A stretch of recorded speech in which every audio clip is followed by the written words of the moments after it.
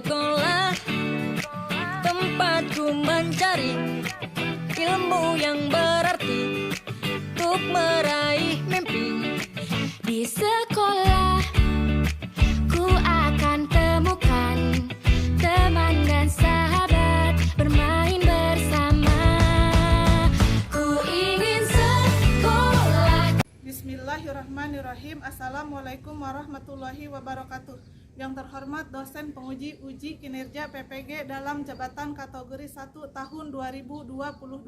Perkenalkan, nama saya Tati Perdanawati, saya guru PPKN di SMK Negeri 1 Cikarang Pusat, Kecamatan Cikarang Pusat, Kabupaten Bekasi. Pada kesempatan ini 5 Oktober tahun 2022 saya akan melaksanakan kegiatan praktek pembelajaran untuk memenuhi ujian kinerja PPG dalam jabatan kategori 1 tahun 2022. Berikut adalah video praktek pembelajaran saya. Mohon masukan dan saran agar kedepannya kegiatan pembelajaran saya bisa menjadi lebih baik lagi. Wassalamualaikum warahmatullahi wabarakatuh. Bismillahirrahmanirrahim. Assalamualaikum warahmatullahi wabarakatuh. Waalaikumsalam warahmatullahi wabarakatuh. Sudah pada sarapan? Sudah. Siap mengikuti pembelajaran? Siap. Ada yang sakit? Tidak. Sehat semua? Alhamdulillah. Ya, silakan kita sebelum memulai pembelajaran dibuka dengan doa terlebih dahulu.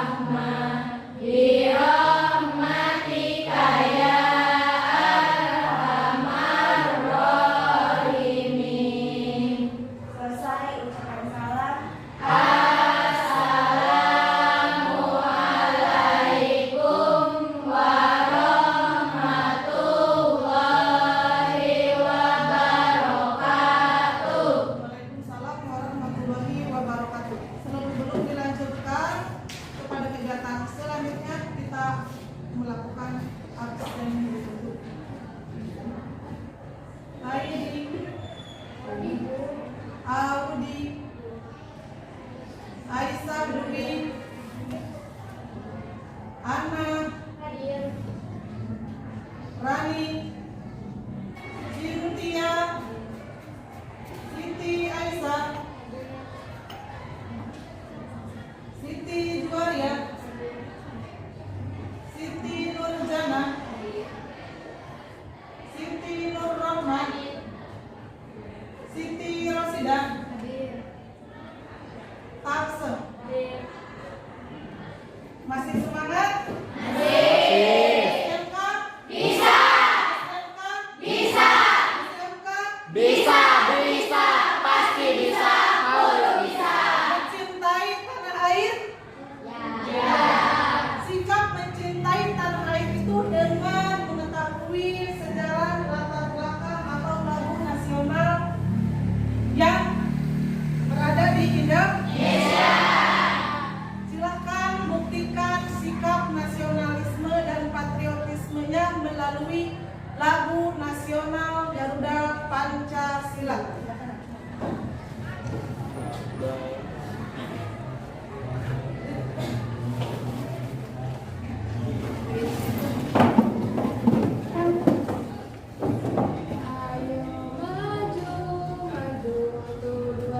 Garuda Pancasila. Akulah pendukungmu, patriot proklamasi, sedia berkorban untukmu.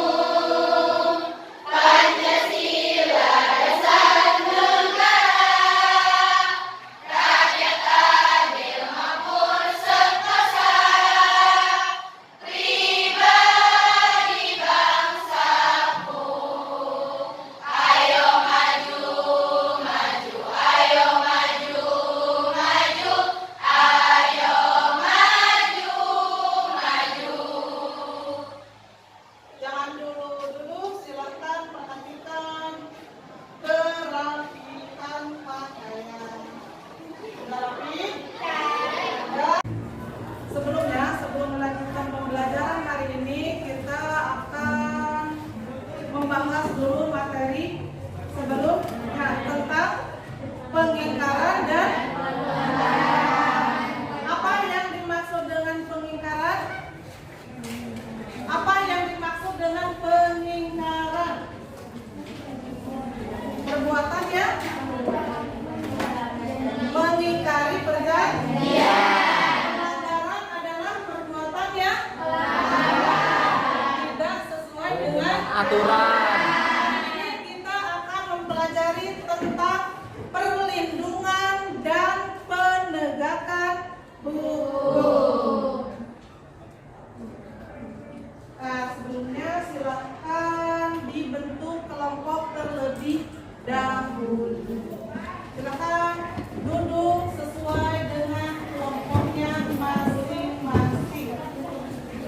Membuat kelompok. Meja tinggal digeser kalau ada kursi.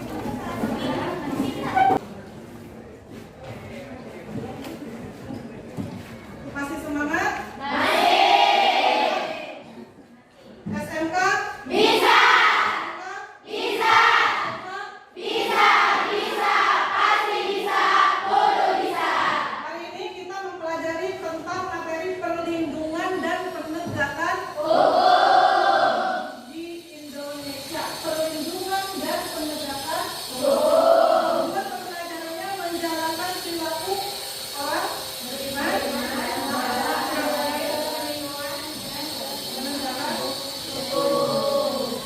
Yang kedua,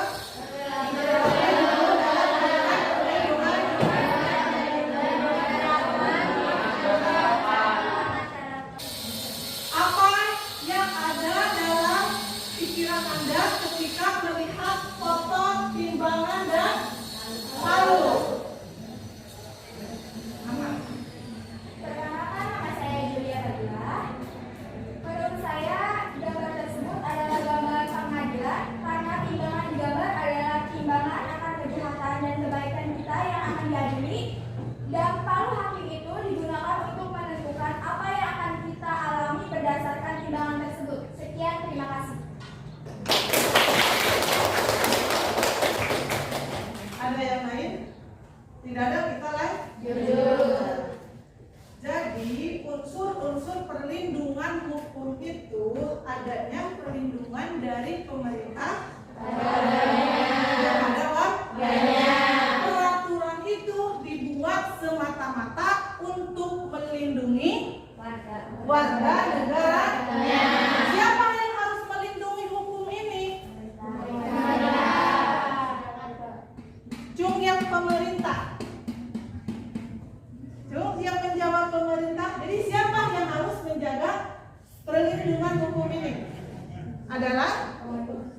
pemerintah, masyarakat, pemerintah, masyarakatnya dan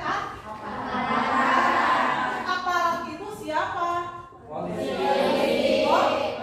Masyarakat itu siapa? Tadi pemerintah itu siapa? Yang pemerintah, orang yang memerintah. Yang kedua, jaminan kepastian hukum ini apa maksudnya? Jadi jaminan itu apabila ada aturan, misalkan pasal 1 tentang kebebasan bernegara, ada aturannya, pada kenyataannya ada. Ente sebagai warga, misalkan Anda sebagai warga negara Indonesia ingin pindah negara menjadi warga negara Arab Saudi, itu kan ada aturannya. Boleh apa tidak? Ketika sudah dewasa ingin memilih berkewarganegaraan negara lain. Boleh. Ada dalam aturannya. Tapi harus melalui tahap-tahap tersyarat. Tidak, itu yang namanya jaminan kepastian hukum. Perlindungan dan penegakan hukum sangat penting dilakukan karena tegaknya supremasi hukum. Yang kedua, tegaknya keadilan. Ketiga, mewujudkan perdamaian dalam kehidupan masyarakat. Selanjutnya, semua perlindungan itu akan berhasil apabila faktor-faktor ada faktor keberhasilan dari proses perlindungan dan penegakan hukum. Proses yang pertama itu hukumnya. Hukumnya itu harus jelas.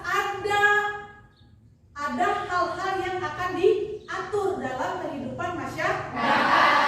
Jadi ada masalahnya berarti harus ada aturan. Yang kedua, penegak hukum itu siapa tadi? Aparat dan pemerintah. Yang ketiga, masyarakat itu siapa? Siapa kita itu? Warga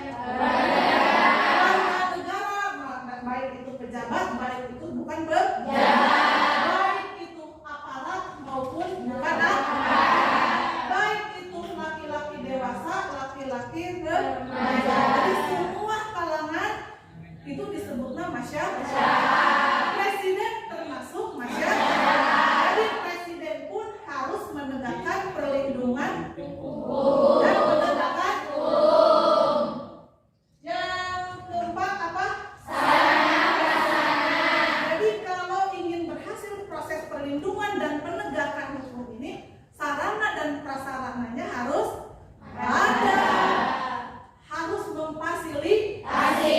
Sekarang misalkan perampok, pencuri, koruptor, apalagi hal-hal yang kriminal, itu misalkan ditangkap kan nih, ya pembunuhan, ditangkap semua nih, tapi fasilitas penjaranya tidak ada, berarti kan tidak ada prosesnya salah, penegakan dan perlindungan hukumnya nanti tidak ada, tidak maksimal kalau sarana dan prasarananya tidak mendukung. Berarti ini PR nanti kalau kalian menjadi tim pemerintah, kalau ingin melindungi dan menegakkan hukum ini harus menyiapkan sarana dan prasarana terlebih dahulu. SMK Bisa, SMK bisa, SMK bisa, pasti bisa, kudu bisa.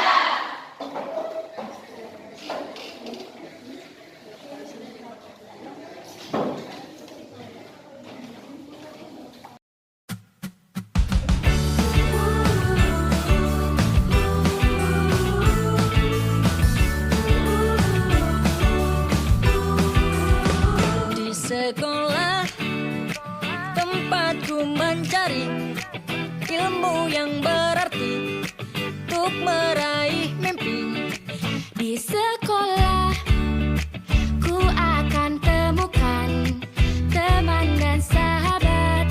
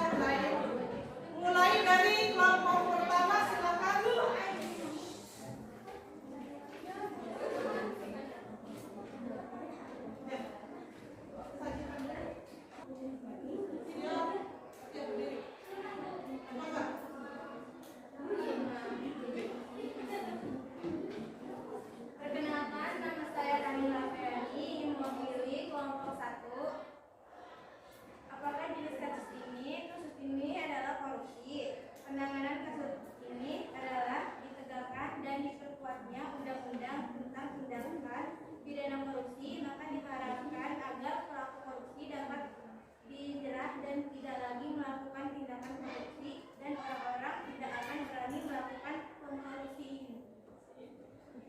Jadi sanksi yang akan diterima oleh pihak yang terlibat adalah tindak pidana korupsi diatur dalam pasal 11 adalah tindak pidana yang diambil dari pasal 4180 KUHP.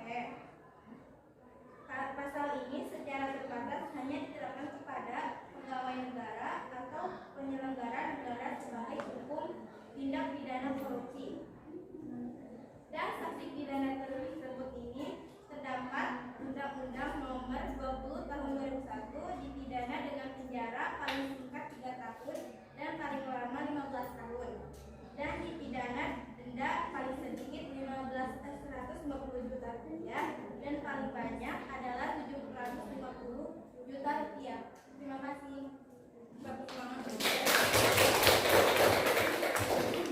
Yang ada pertanyaan, kita lanjutkan dulu presentasi, baru di akhir ada pertanyaan dari kelompok satu ke kelompok yang lainnya.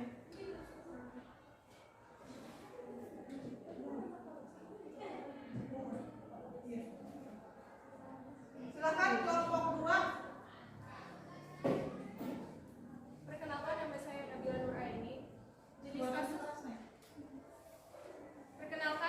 Nabila Nuraini. Jenis kasus yang saya tangani adalah kasus Habib Rizik.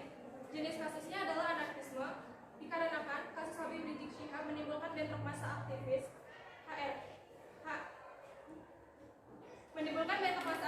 Habib Rizik HRS dengan kepolisian hingga membuat kericuhan yang lumayan rusuh. Penanganan kasus Habib Rizik adalah yang satu, petamburan. Habib Rizik dinyatakan bersalah sebab membuat kerumunan di masa pandemi, sehingga dihukum 8 bulan penjara sebab Rizik terbukti melanggar pasal 93 Undang-Undang KUHP Nomor 6 Tahun 2018 tentang kesehatan dan kekarantinaan. Yang kedua, kasus kerumunan Megamendung. Habib Rizik dinyatakan bersalah sebab terbukti tidak memenuhi protokol kesehatan, divonis selama 6 bulan dan denda 20 juta rupiah. Yang terakhir adalah kasus rumah sakit. Yang ketiga adalah kasus rumah sakit Rumi. Habib Rizik divonis 4 tahun penjara karena menyebarkan berita kebohongan dan divonis penjara selama 2 tahun. Jenis sanksi yang akan diterima oleh pihak-pihak terlibat adalah tindak pidana 3 tahun, tindak pidana 3 kasus Habib Rizik. 1. Tindak pidana kekarantinaan diputus selama 8 bulan. Yang kedua, tindak pidana kekarantinaan dan kesehatan diputus pidana denda Rp 20 juta rupiah, subsidiar 5 bulan kerumunan.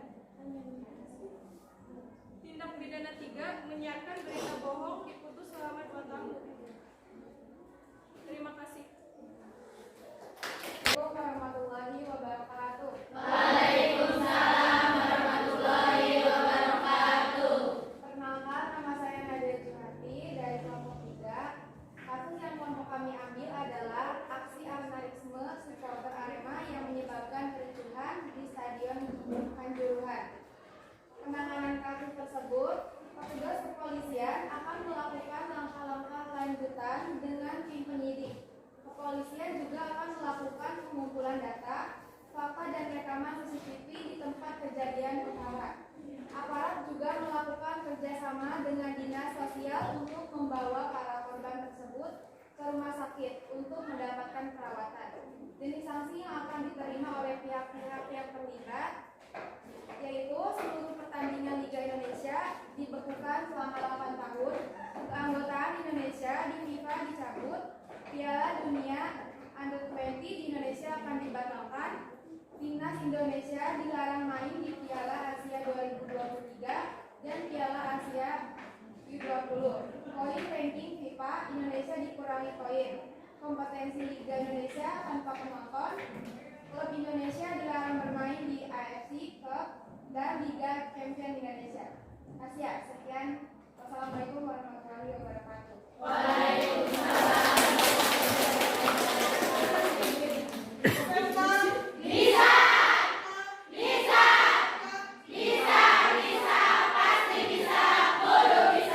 Silakan kelompok 4.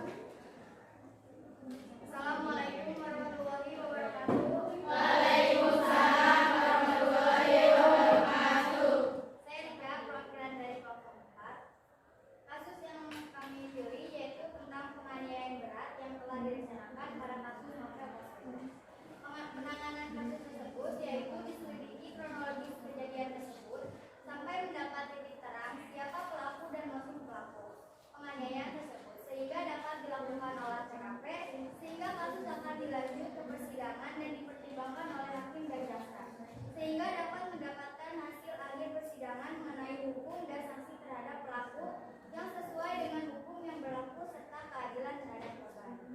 Jenis sanksi yang akan diterima yaitu sanksi hukum yang sesuai dengan pasal yang berlaku dan tuntutan yang terdapat pada pasal 355 ayat 1 yaitu tentang penganiayaan berat yang direncanakan dengan hukuman 7 tahun penjara. Tetapi pada kasus ini dakwaan primer yang memuat pasal tersebut digugurkan oleh jaksa penuntut. Sekian, terima kasih. Silakan kelompok 5 suaranya. Perkenalkan, nama saya Siti Nurrohman, saya perwakilan dari kelompok 5. Jenis kasus yang kami ambil adalah KDRT, kekerasan dalam rumah tangga Lesti Kejora dan Rizky Bilar. Penanganan kasus tersebut adalah atas penganiayaan tersebut Lesti lantas membuat laporan polisi ke Polres Metro Jakarta Selatan sebagaimana terdaftar dalam nomor LP B2348/18/2022 SPKD Polres Metro Jaksel Polda Metro Jaya yang tengah masuk tahap penyelidikan. Jadi sanksi yang akan diterima oleh pihak-pihak yang terlibat adalah Lesti dalam laporannya mengaku telah dijetik dan dibanting oleh Rizky Bilar, bahkan penganiayaan itu diduga dilakukan secara berulang. Akibat kejadian tersebut, Lesti kemudian menjalani perawatan di Rumah Sakit Bunda Jakarta. Kasus KDRT yang dilakukan oleh Rizky Bilar kepada Lesti Kejora, Rizky Bilar bisa dijerat dengan pasal 44 Undang-Undang Republik Indonesia Nomor 23 Tahun 2004 tentang KDRT dengan ancaman hukuman 5 tahun penjara dan denda sebesar 15 juta. Sekian, wassalamualaikum warahmatullahi wabarakatuh.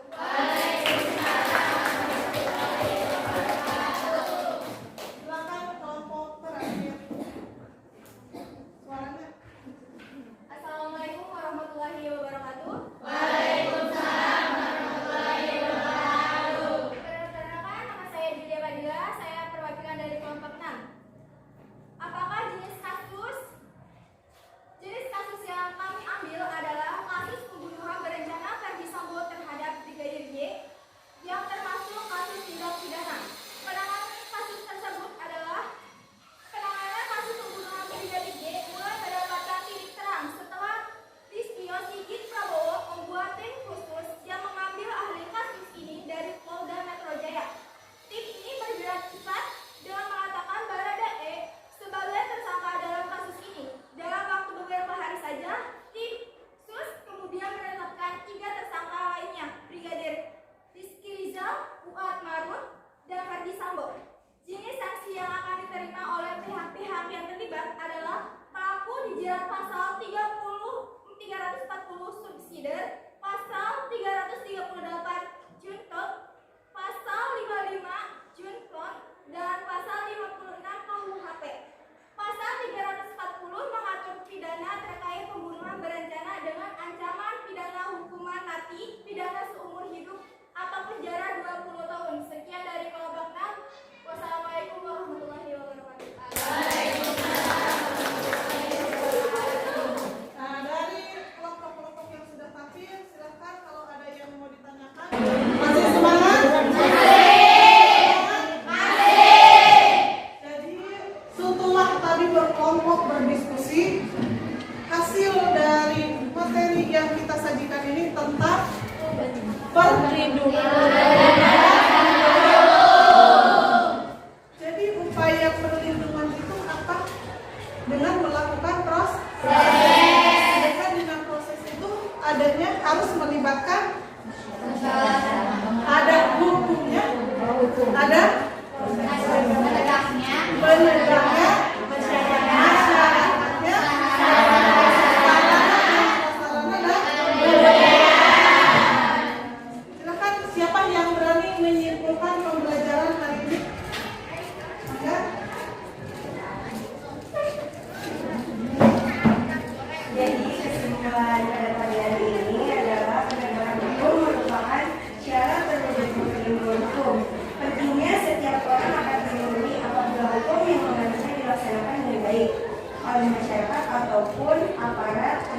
hukum. Sekian dari saya. Terima kasih.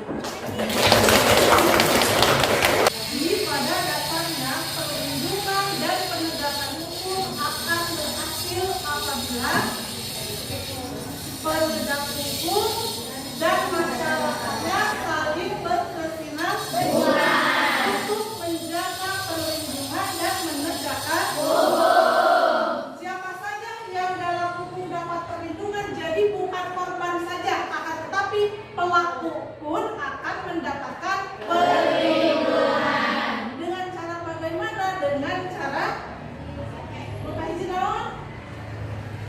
Bisa didampingi oleh pengacara.